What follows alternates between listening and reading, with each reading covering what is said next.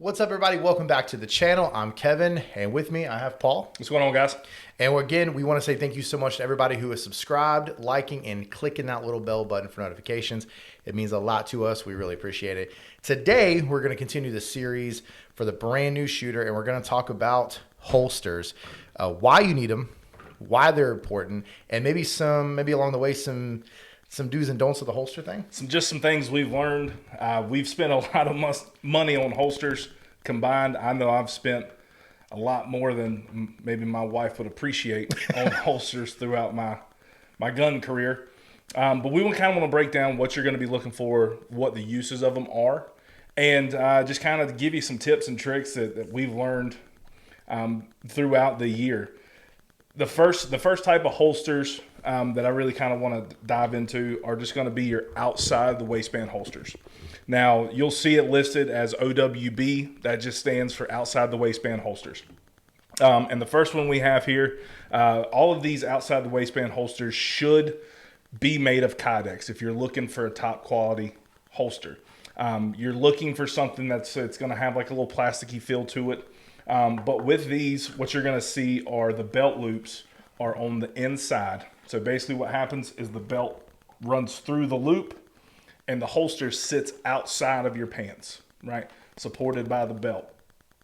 I don't typically like to outside the waistband carry unless I'm working my normal job as a police officer. I typically go with the concealed carry. I don't want people to know that I have a gun on me. But you know, we live in America, so it is your God-given right to be able to carry that gun as long as you follow all the laws necessary. But that's going to be kind of your starter holster. Everybody wants a sweet outside the waistband holster. If it's me, if I'm buying outside the waistband, I am going to buy something that's Kydexed. You're gonna be looking probably anywhere from $40 to $80-ish for a good outside the waistband Kydex holster. A lot of people, what you'll see, they'll run these Serpa holsters. So this is a Black Hawk product, and this is the Serpa. Now they've upgraded it a little bit, but this has a release. So this actually locks the gun in there, and you have to depress this release button to be able to pull the firearm out of the holster. Now, I don't know if you can tell based on what this looks like right now, but that release button is directly in line with the trigger well. And I'll bring up my daily carry, which is clear. Clear. There you go. So locks Great the gun retention. in there, right? Great retention. It's not going to fall out. You can run and gun with this thing. But as you pull this out, that's exactly where my finger goes. It lands in the trigger well. This holster has caused quite a few negligent discharges into people's legs because when they pull it out, they try to go do something and their finger goes in the trigger well, sympathetic squeeze. Now you've got a hole in your leg that you didn't want beforehand. Okay. I don't like these, but if that's what you practice with, if that's what you're going to carry, by all means, that's an option that's out there. I prefer this. It is going to have retention in it. The Kydex shrinks inside of the trigger well and creates a level of retention. But there's nothing to stop somebody from walking up behind you and pulling it out. That's why I don't like the outside the waistband carry. I have a few other holsters. This is one of my duty holsters. And what this is a level 3 Safariland holster. It has a hood, thumb switch, and then like a cover as well. So if you're trying to fight somebody, you can cover that hood switch. That's a level 3. And then you have a level 2. If you're going to carry outside the waistband, I would suggest something like this. At least there's one level of retention in there. You do have to break the thumb release to get the pistol out. So if you're going to carry outside the waistband, I would suggest something like this. Again, personal preference. Unless I'm going to the range to just shoot and have a good time, I'm typically going to carry inside the waistband. Then you come across holsters like this. This is called a hybrid holster. This is from Hidden Hybrid Holsters, the company. And basically what it is that it's leather on the back and Kydex on the front. So this is like this first holster we looked at. There's going to be a little level of retention in there. But this is made to go inside the waistband or outside the waistband. It comes with clips so that you can put it inside and clip it around your belt. or it comes with these little slits in it to where you can run your belt behind it and have it either or. The problem I have with these, this is one of the first holsters I bought. They are extremely comfortable. The problem is leather. Leather, after it gets wet, you're going to sweat if you're wearing this thing. And it's going to, as you can see right here, it's starting to curve over the opening for the holster. That creates a lot of reholstering issues. So I've got it. It's my first one. I'm going to keep it, but it's not something that I use or wear on a regular basis. And then just a couple different variations of the outside the waistband holsters. This one's from M3 Tactical Kydex. This one's from Armadillo Concealment. They don't do these style holsters anymore. This was the first holster that I ever actually spent a decent amount of money on. So I'll keep this one forever, but it's got an open cut here at the bottom. So you don't have to worry about debris falling in and getting stuck and not being able to reholster. Just a really cool slimline outside the waistband holster. It also has a retention screw. When you're looking for holsters like this, you always want to look for somewhere where they have a retention screw. This one has two of them. Comes with two little rubber O-rings that go underneath it. So you can customize the retention on the pistol that you want. But these two are there. And then this is actually a Canic holster that comes with the gun. But this is outside the waistband, and it's got clips to where you can just slide over your belt. It'll catch underneath the holster and hold it in there, or underneath the belt and hold the holster on. The other ones we have out here, they're all Kydex, but they are inside the waistband holsters. So you'll see them listed as IWB. The first one that I'm a big fan of is this one. And basically this is a Tenacore holster, and it has, so it goes, this is an appendix holster. So what it would do is it would go in right here, but this little, it looks like a wedge on the Mac. Basically what happens is that presses up against your body and then tilts the gun back into your stomach to help hide some of the gun. So this was for my Glock 19. This little wedge right here was a very good thing. They sell foam wedges that you can put on the back of a regular holster. So even one like this was also an appendix holster. And honestly, I don't even remember where this one came from. But it's got a soft belt loop. So you would stick it down in there, fish this underneath your belt, and then press it, and it's going to hold there. It's also got a little wing. So as your belt comes across it, it's going to push that wing in and rotate that grip back into your body as well. So you could put a foam wedge on here to do the same thing that this one does. And then basically there's different types of styles that you can have to attach to your belt. This is an Ulti-Clip on a Glock 43 Kydex holster. So if you wanted to wear, you know, sweatpants or basketball shorts or whatever, you can slide that through here, just snap it down, and that's tension based off of the pressure created by the clip itself.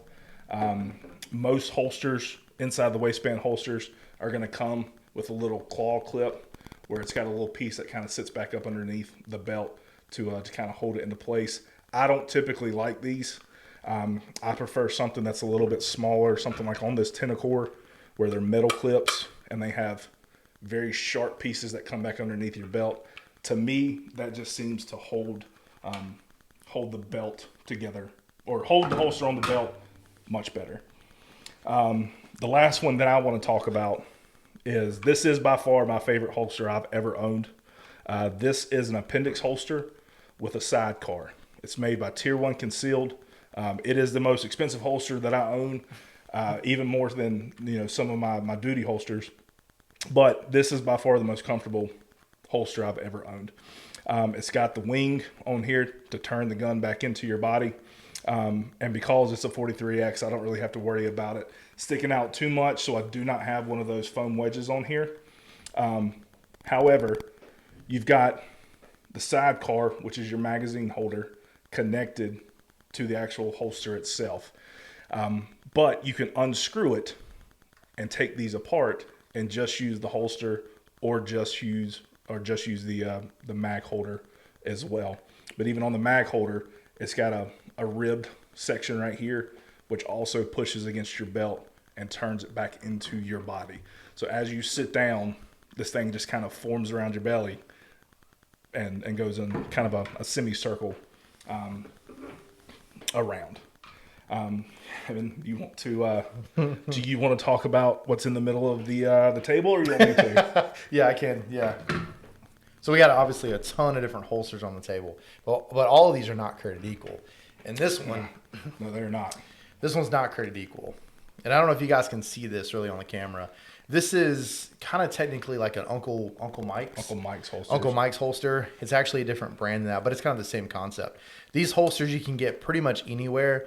You can get them at usually you see them at Walmart. Walmart Airsoft. Yeah, a lot of airsoft guys will do it. The issue with these is, look, we understand it. Like, without going down a crazy rabbit hole, you just went out, you got a gun. Let's say you bought a $500 gun, and now you need a holster. And Paul's already did a great job running through these. So let's say you buy this gun for $500, and then Paul's telling you to go buy this for $100. It's probably $100. That one's probably 130. So now you're at $600 that you've invested in it. Or even if you went another route, like this is Concealment Express, that's what I carry. That's still $60. Like that's still $60 for just a piece of plastic. So I get it. I get that people are like, hey, holsters are too expensive. But this is not an option.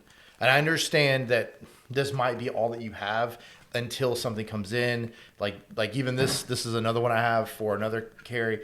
This is from We the People. I had to wait like 2 weeks to get this shipped to me. So I understand maybe in the process, this is all you have. When it comes to holsters, I won't double back on anything Paul says because I completely agree with all of these. For me, retention is the most important, which is knowing that my gun is going to stay where it's going to stay. So for instance, we know this is unloaded. I'm still going to be pretty safe with it. We know that with a Serpa holster, it's not Paul's favorite, but I know that I could run and gun with this. I know that I could run, jump. Yep.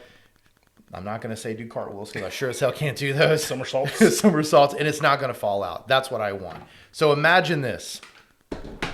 Imagine this is what you have. It's made out of cloth. It's like foam and nylon. This is what you have.